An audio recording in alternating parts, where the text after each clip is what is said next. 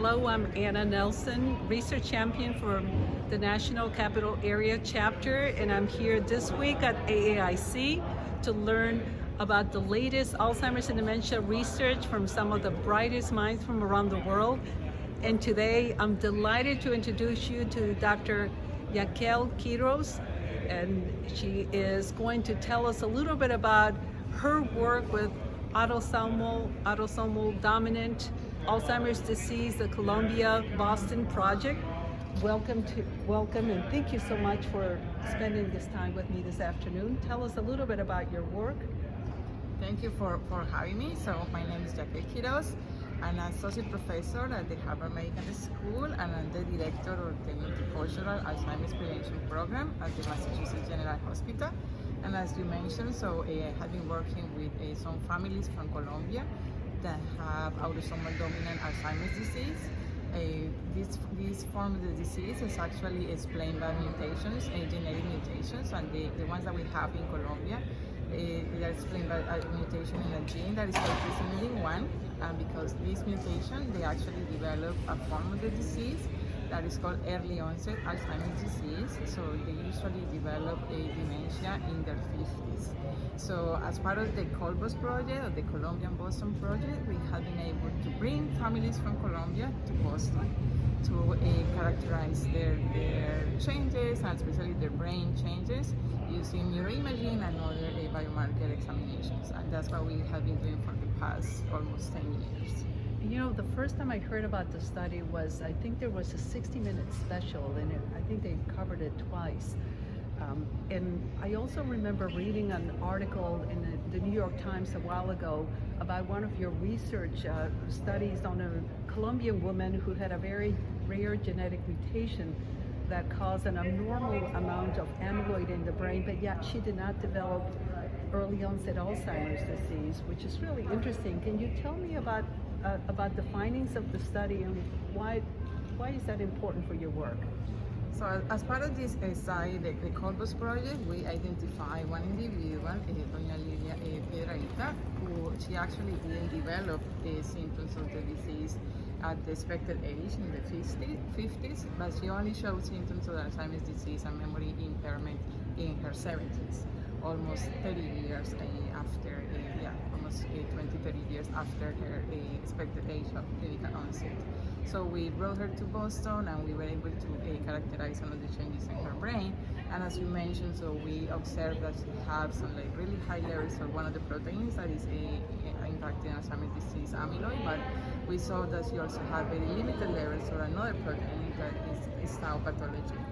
And then some studies that we conducted, we were able to identify a protected genetic mutation in another gene, and that is the gene of APOE3 in particular.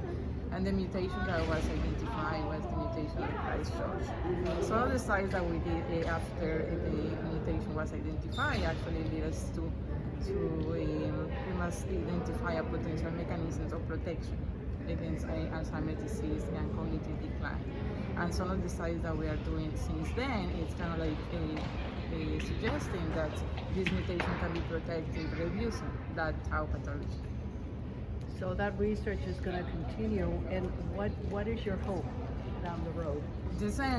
We are still we are very invested in trying to develop a potential new treatments that can actually help us to prevent or even push or delay the onset of Alzheimer's disease, and of course, even if we can accomplish delaying almost 30 years as it was delayed in Doña Lilia, at least to push it a few years. And the goal is to actually be able to replicate the protection that she was holding on her genes and with this mutation. So that's some of the work that we are conducting now in the lab.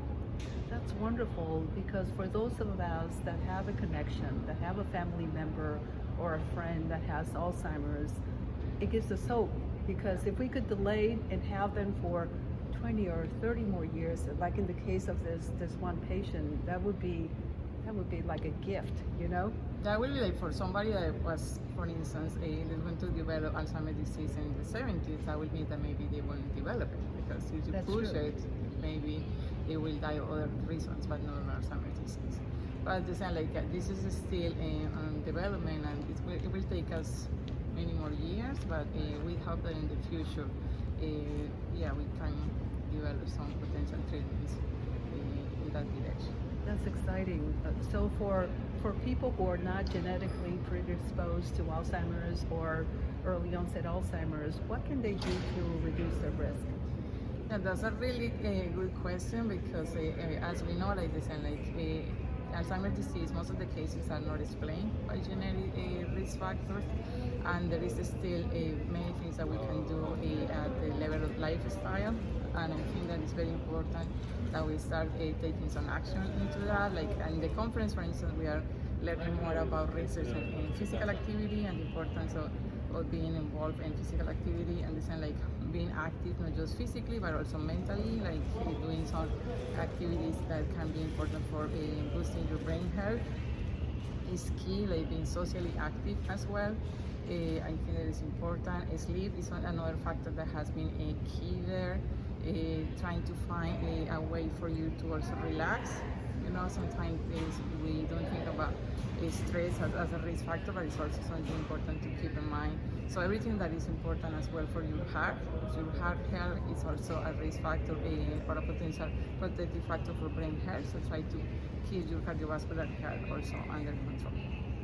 That's great because for those of us that have coexisting conditions, it sounds like you're saying if you can manage those cardiovascular risk factors, that you're going to be ahead of the game, right?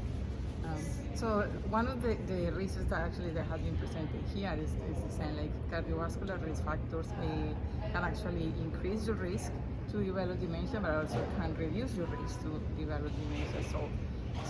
And it's something that we can have some control, right? So handling it's probably some hypertension, hypercholesterolemia, diabetes. There are some factors that are already treatments for that. So having those factors under control will also give you some control on the risk for dementia. I also read about some studies related to sleep. How important is sleep? Sleep is key, and sleep is key at any age. So that's important also to know, because even like when you are a kid, when you are teenagers, when you are in middle age, at any point it's important for memory and it's important for learning, and it has been also linked to accumulation or age-related pathology as we get older. So it's also important to keep in mind that we need to sleep, and we need to keep our hours of sleep. And the number of hours that we need to sleep, it really depends on how old you are. So it's also important to keep that in mind. So you're never really too young or too old to start changing, right? Never, yeah. Okay. Exactly. So I'm hearing Alzheimer's as people are talking about it as a life course disease. Can you tell us a little bit about that? The more that we learn about Alzheimer's disease, the more evidence we have that like all the changes are start accumulating in the life. Oh. So many like the same something that is a process, it's a continuum.